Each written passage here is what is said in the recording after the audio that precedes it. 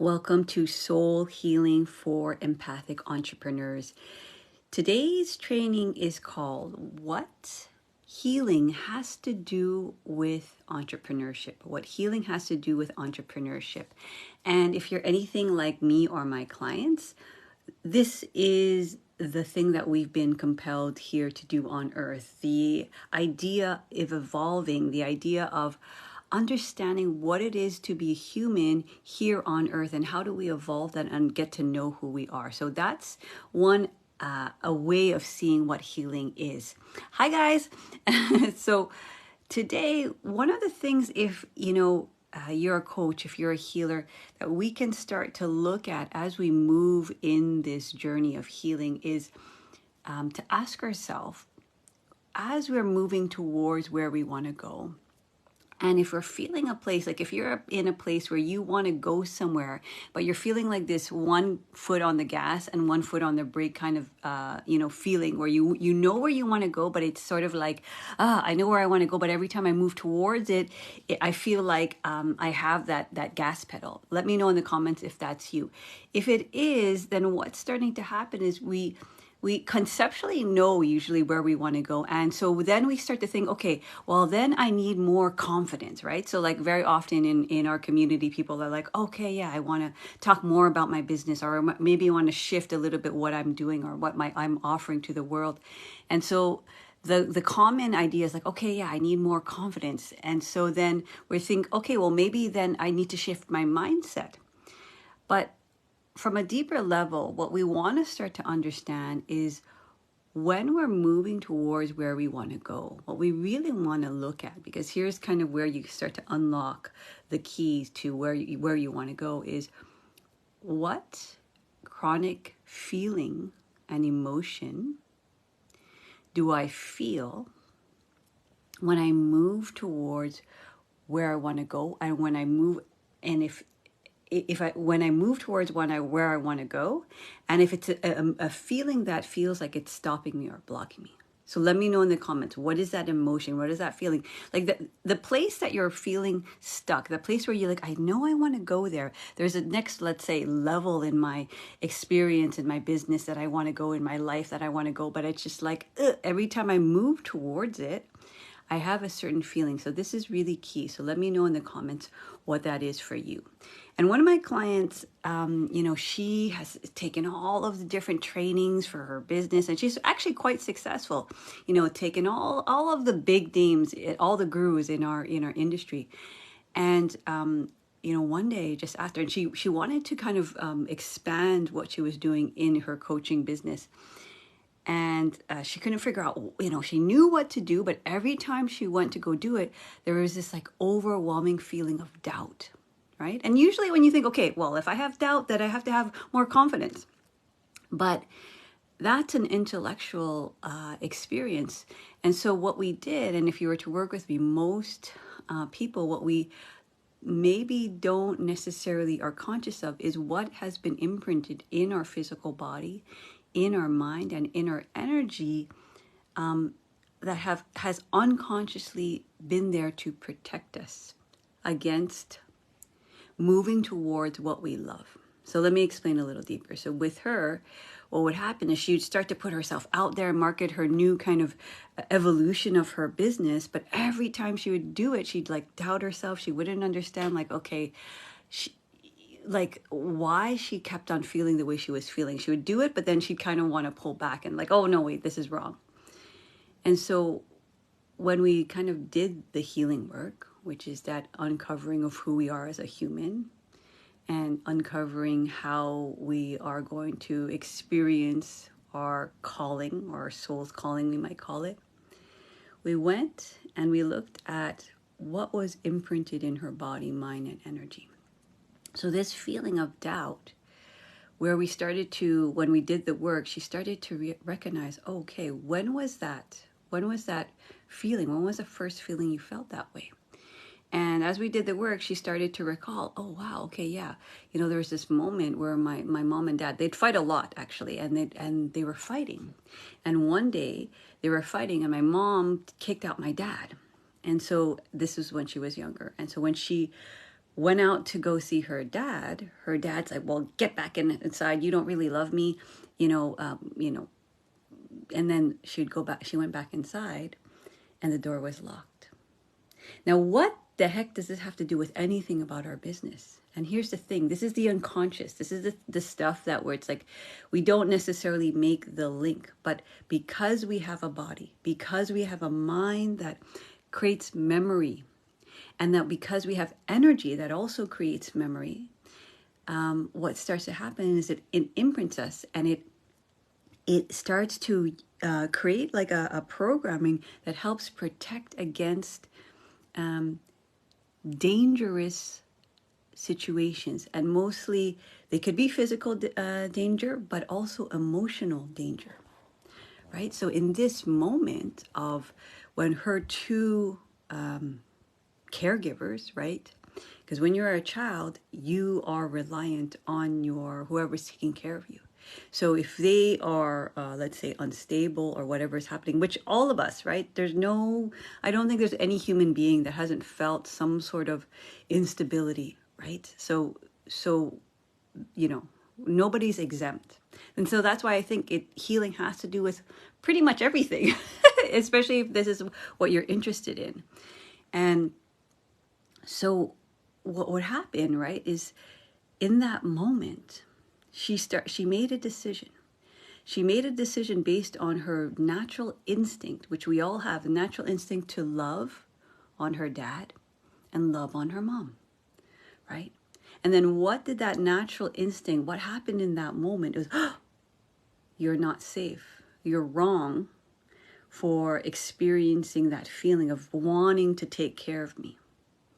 And when you're younger, you don't make this assessment, you don't make this meaning. You just think, oh my gosh, okay, so if I move towards taking care of somebody I love, and move towards what I want and put myself out there in a way where I'm exposing my innocence, exposing my heart, then both doors are going to be slammed in my face. Because the interesting thing with her business and her experience, and even in her life with her children, she'd always have this feeling of her energy, and we looked at her energy too, her energy was spinning around in all of these different directions, and she would always doubt, like, okay, I did this act of kindness, but is it okay, is it enough, and so she started to kind of make that connection that, oh my gosh, this feeling of doubt had been imprinted in such a way where if I were to move towards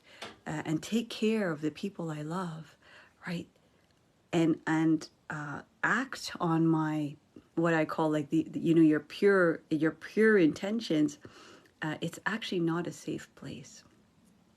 And when we're a coach and when we're a healer, here's the thing. I think this is why this comes up so deeply, is we start to offer to the world what's most deep in our heart. It's like it's almost like when a child wants to has this dream, and usually children, right, they have dreams of like, oh my gosh, I want to be an astronaut, I want to be a dancer, I want to be like, and it sounds childish, it sounds big, it sounds like, and here's the thing, and we all know that, in this lifetime, we can live any life we want, depending on what we choose. So there's no grandiose dream, really, that exists, because it's all possible. If somebody's done it, then that is possible. And so when we are younger, we don't have necessarily a filter on what we really truly want in our heart. And when we're a coach and when we're a healer, we have these visions of how we're going to help ourselves and help the world. Because as a coach and a healer, your kind of your mission here on earth is a way of helping humanity, but you have a vision in the way it makes sense for you. So there's no like one, there's no one healer or healers that are the same. We may have different kind of, our similar approaches or similar names to what we do, but we see it very particularly because we have a particular experience. Like for me, for example, like I've always experienced high levels of anxiety, and and I had to move myself through that experience. And through moving myself through that experience, it's like no problem. Anybody who comes to me with high anxiety, insomnia, depression, anything like that, it's like, oh, I got that, no problem. Because I've moved myself through it. And then so you start to have these visions of, and even real life experiences of like, oh, what is the actual pathway and doorways to move through these things that in this human experience we suffer, right?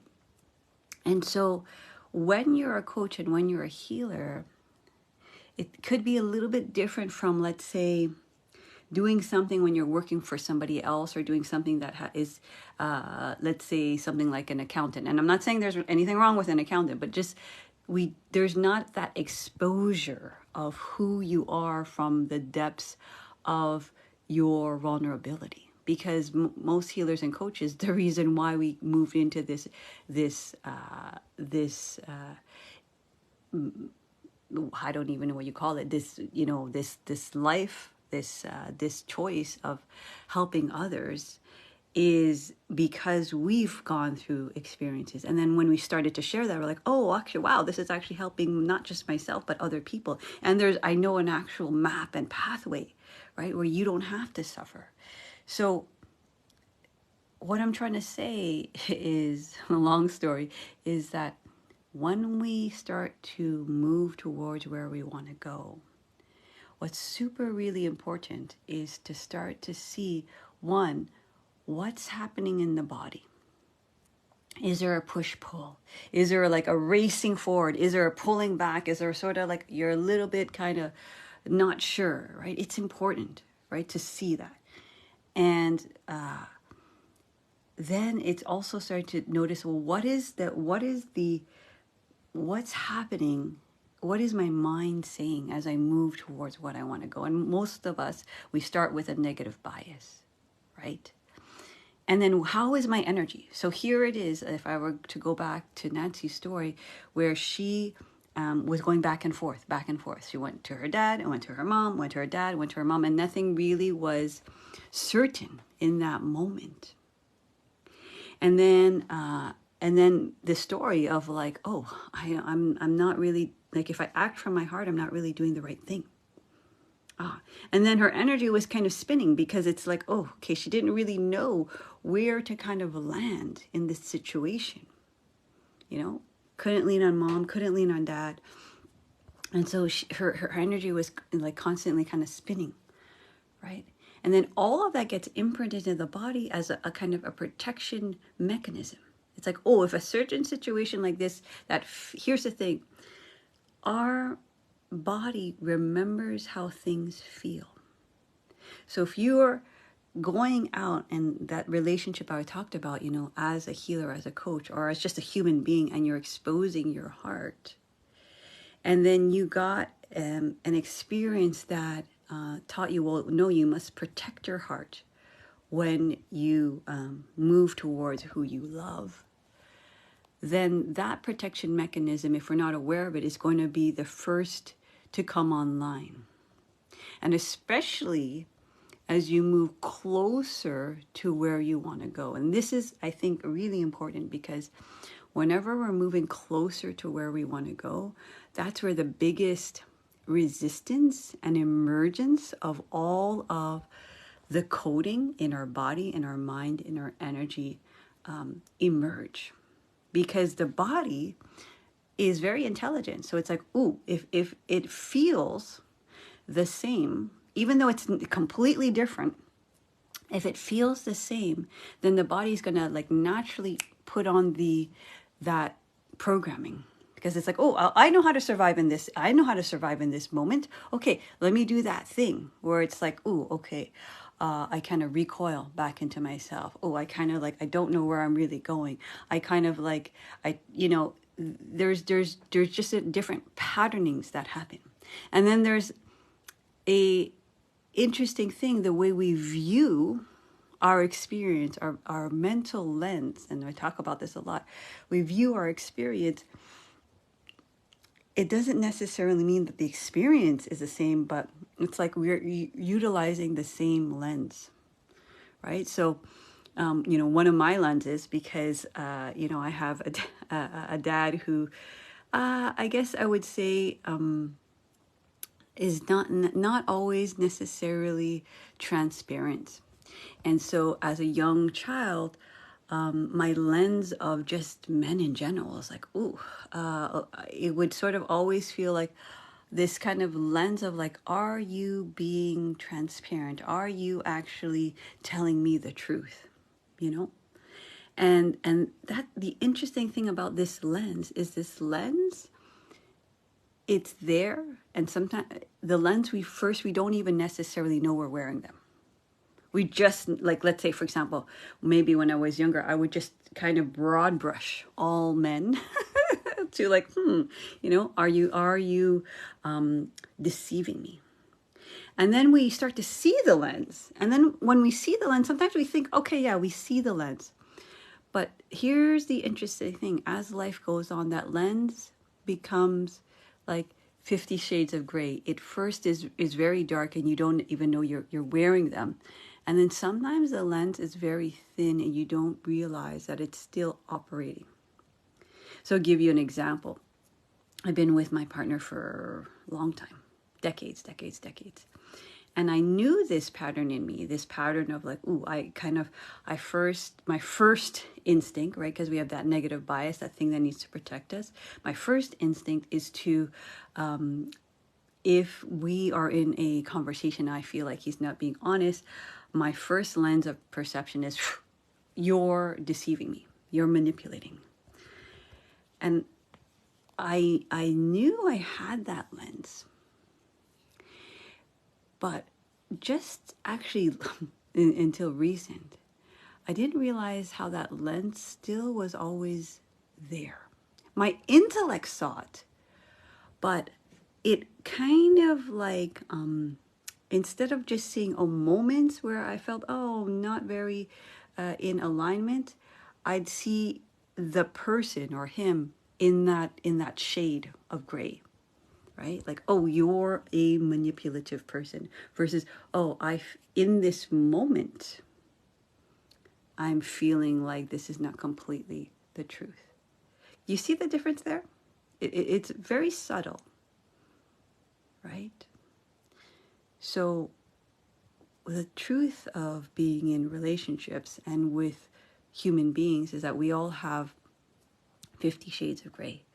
There are different aspects of us who are not completely fully conscious. But it doesn't mean, for example, we broad brush that person as a whole. Now, sometimes if the person is not consciously doing the work and seeing who they are, or and their shades of gray is like, okay, the black is really 80% and like the white is like 2, there's an imbalance. But then if there's just like, moments like myself, or moments I have my unconscious grays come out, and the unconscious moments where I'm acting from that lens of perception, where I'm projecting a mental patterning onto someone, then it becomes more subtle. So in relationship, I think we need to observe ourselves and observe the other person's 50 shades of gray, and are we in acceptance or not of them? Because there's no person who's totally 100% conscious, at least here on earth. Unless you're doing a lot of work, there could be a lot of a lot of awareness of your own unconscious patternings. but there, to a certain level, there's still always those lenses. And then from an energetic perspective, we're constantly moving our energy in a certain way. So, for example, when I had a client the other day, and actually he came in and he was been suffering from a long time, what's the word? A long time ailment that had him like have certain kind of I don't want to get too much into the detail, but anyway, he had something that was quite hard to deal with for a long time. And then finally he was at a point where his body can actually do some movement and some yoga and meditation, all this. And so for a long time he was healing. So my point number one is we need to know what is the chronic emotion. And from there, I've told this like long story, there's this kind of way of kind of uncovering that unconscious. And number two is sometimes we can get into a healing loop, what I call a healing loop, where you can be on this journey of healing and you can be on it. And so, for example, my client, he's at this point now where it's like he's out of the water, not completely, but out of the water, where it's like, okay, surgery went well. He can now move. He's sort of gaining back his energy. And what can happen is that we can put all our energy, or we can start to continue to feel like we need to heal without necessarily seeing what has already been healed. So before, he couldn't even ever come to class because it's like he had too much problems with the physical body, or he didn't have enough energy to even kind of get out of bed, right? So now he's coming to class, not necessarily 100%, but like able to walk, able to get out of bed, able to move in certain areas that he couldn't move in his body before. And what can happen is, if you fall into what I call this healing loop, if you only put the attention into what's wrong without seeing, oh my gosh, okay, a year ago, I couldn't even be in this class because I couldn't move. I couldn't do anything. I didn't have enough energy. There had certain kind of things going on in the body, to now being able to be here, not at 100%, but to move and to be able to learn how to master our energy. So in the healing loop, what can happen is that we're constantly thinking we need to heal without actually seeing what has already been healed, what has come to fruition. So when we are, let's say, for example, moving in entrepreneurship and moving, and because naturally entrepreneurs are constantly in creativity and constantly want to grow and see a vision of their life. So that requires that kind of continuous leveling up-leveling into a new version of ourself. And if you get caught on sort of this healing loop, like, I'm a person who has doubt, or I'm a person who doesn't know how to do this, and you get caught in, or I'm a person who's like really weak and fragile because of my surgery, and you only see what needs to be healed without really seeing what is actually happening, you can kind of get stuck there. So in entrepreneurship, sometimes what happens basically when we're moving, there's a new identity, a new version of ourselves. But if we're always speaking the old version and we're only putting our energy there, then we can get what I call a healing loop, thinking that, we're never healed enough. We're never and so we kind of, instead of taking the little bit of energy that we freed up, the little bit of kind of clarity, the little bit of physical, mental, and energetic freedom that we we freed up, and putting it into that kind of new version, that new identity, we put it back into healing. We go back into some kind of like retreat or some kind of therapy, and it's great to do those things, but we must also come out of the loop and put our energy and direct our energy into where we want to go. And usually where we want to go is somewhere new.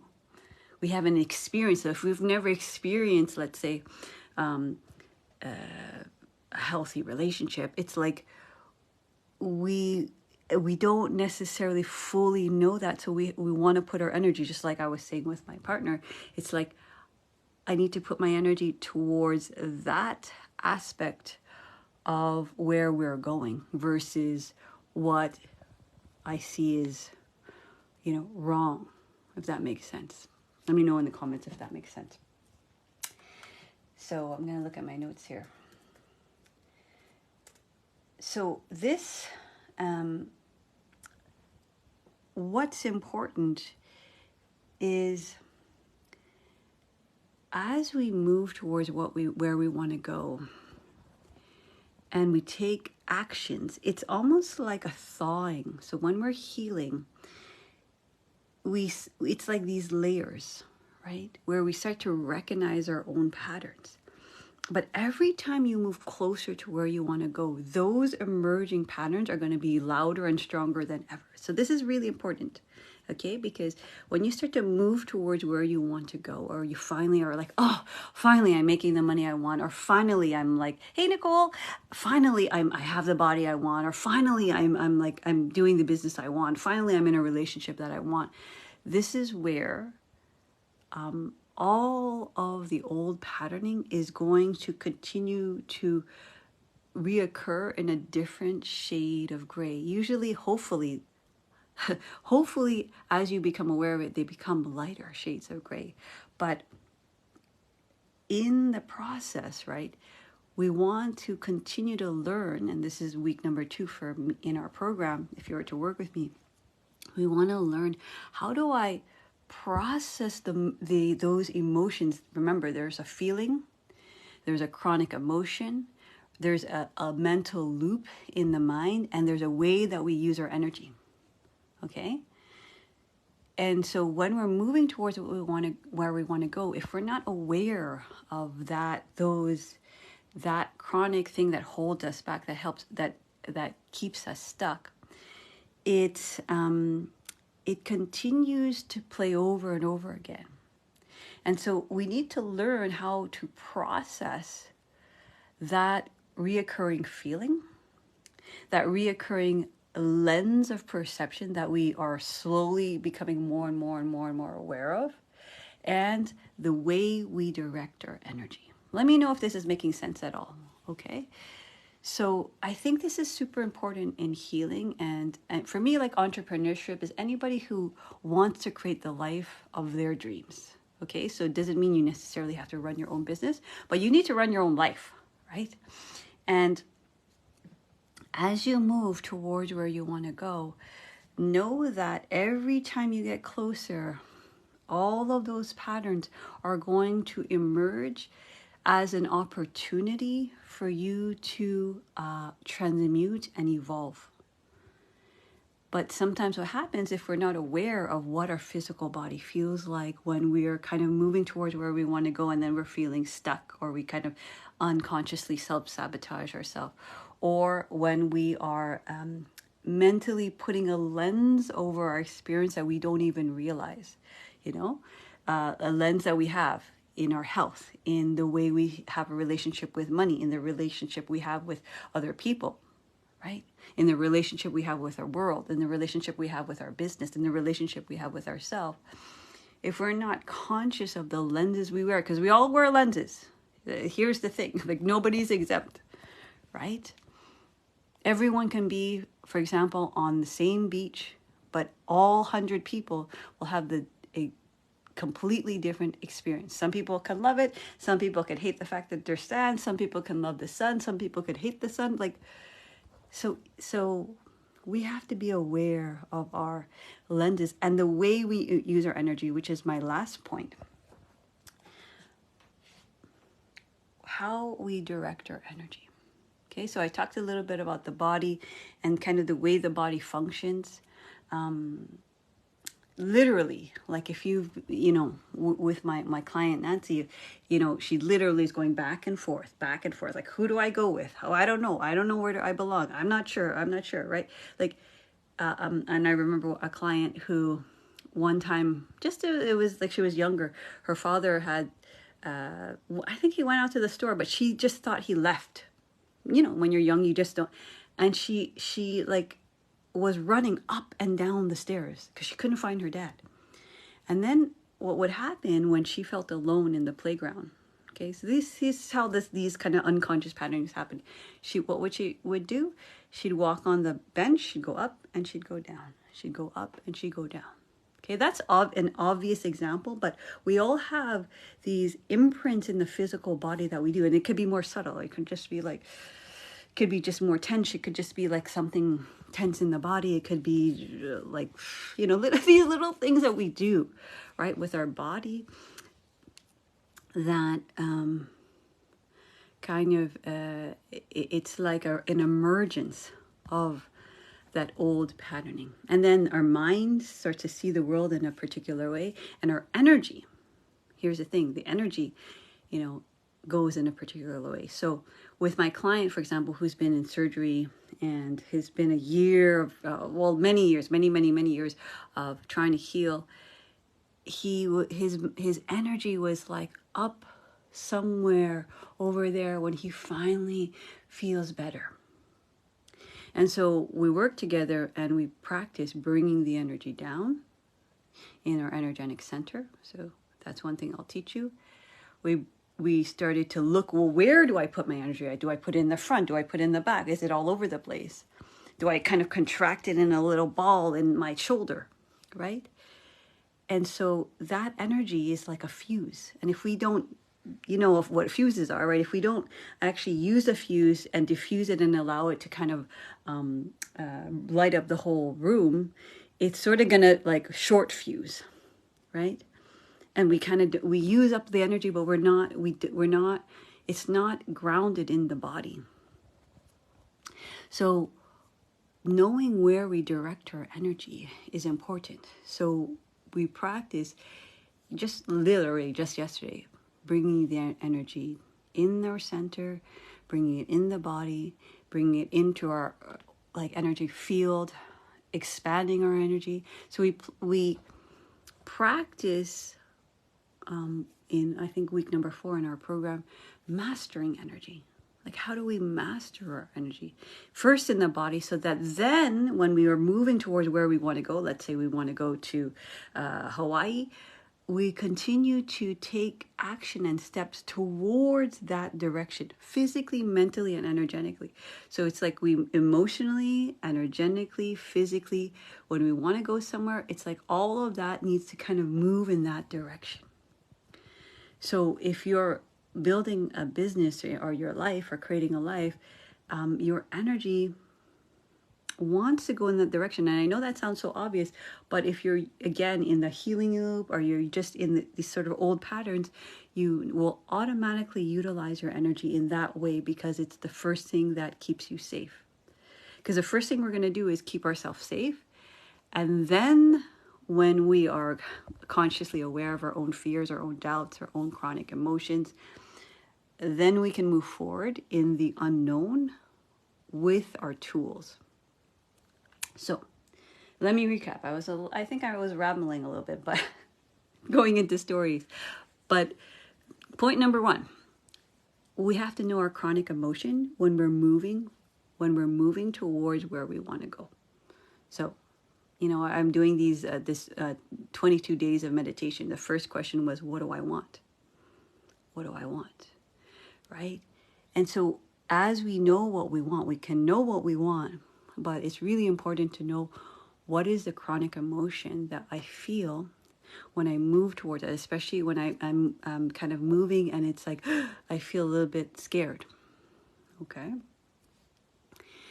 not that you're only going to feel that. You're, of course, sometimes going to feel joy, you're going to feel excitement, you're going to, but it's important, especially when you get really close, right, to that, a certain amount of money that you want to make, the certain amount of health that you want to have, the kind of relationship you want to have. There's going to be a chronic emotion that is like, oh, are you sure? Are you sure? Like, let's feel this doubt again, because we just want to make sure we're safe. That's the first mechanism that happens. And so I talked about like how do we kind of unravel that so that that mechanism in the physical body, mind, and energy become conscious and become known and continue to work with it. Just because you become conscious of it once doesn't mean that all of a sudden, boom, like you're healed. It's like, we continue to see the pattern in our body. We continue to see the pattern in our mind. We continue to see the pattern in the energy. And then we consciously work with the way we want it to move. Point number 2, sometimes we can get in a healing loop where we're healing. We're so good at healing. We're so good at going into deep in the dark and looking at our patterns and all this that we don't actually see the fruition. So the example I gave was my client who, years and years of being in surgery and not being able to move a certain way, not being able to get out of his bed. Our practice yesterday was like, okay, now you're at a certain place where, yes, you're not 100%, but you're out. You're out of your bed. You can move. There are certain movements he couldn't do because he had certain something's going on in his body. Right? So it's important to learn how to expand our energy in where we want it to go, because usually it's very contracted in a very in this one place, in this one thing that's hurting us physically, mentally, and emotionally. But sometimes we get these glimmers, right, in the healing process of like, okay, I was anxious. I'm usually anxious, let's say whatever, if you're working with chronic anxiety, it's like, I'm usually anxious 10 hours of the day. Today I was only anxious for 5. And I know that sounds like, that sounds horrible, but if we're going to move into the new version of ourselves and live that reality, we have to step into that reality physically, mentally, and literally energetically expand our awareness, give it literally more room. So if we're wanting more laughter and more joy, and we experience that out of the blue because we've been working on that or praying for that, so we want to give that more space.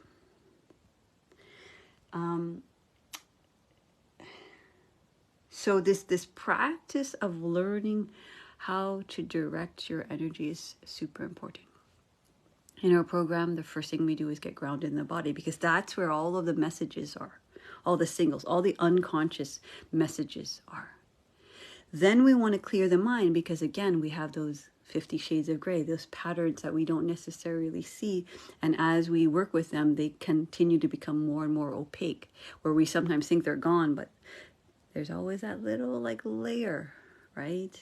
If you have a certain relationship with money and you continue to move into the income that you're wanting, there's always going to be that little layer of experience that is happening. So I'm seeing animals in the back. So it's important to learn how to process physically, mentally, and emotionally as you move towards where you want to go. Because again, whenever you get really close to where you want to go, all of those unconscious patternings are going to actually become stronger, because now you have more space to hold your awareness around them. And then you can choose. Sometimes when you're in a pattern, you don't even realize you're not necessarily choosing in a way that is effective. Sometimes you choose and you're like, well, I want to be more confident. Okay, that's an intellectual process. But if you really want to experience more confidence or whatever it is, more joy, that has to be in the body.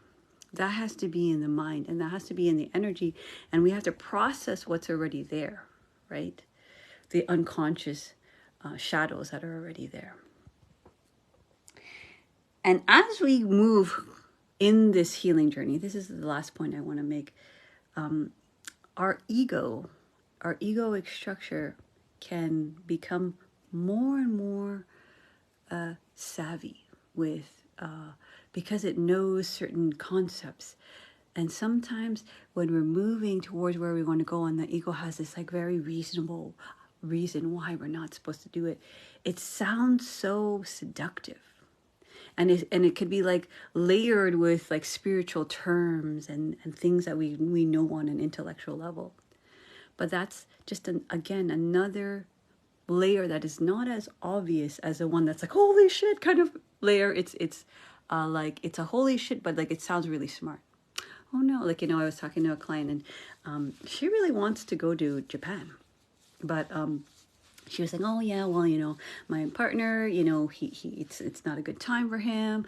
And, I went on a trip last summer. And then I'm like, but isn't this something you've been wanting to do for like ever? She's like, yeah, it's my dream. It's on my bucket list.